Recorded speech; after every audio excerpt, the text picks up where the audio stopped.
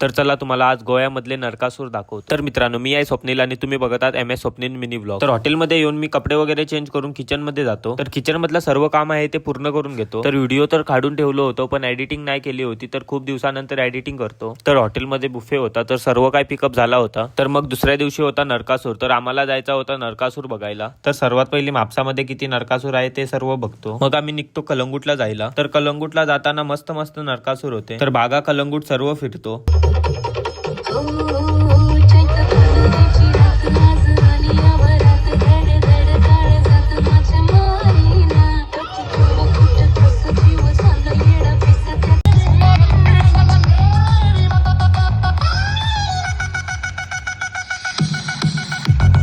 मग आमचा प्लॅन जातो परवरीम मध्ये जायचा, साहिलांचा नरकासूर बघायला। मग आम्ही येऊन पोहोचतो फायनली परवरीम मध्ये। परवरीम मधले सर्व नरकासूर बघतो, तर फायनली आम्ही साहिलांचा पण नरकासूर बघतो।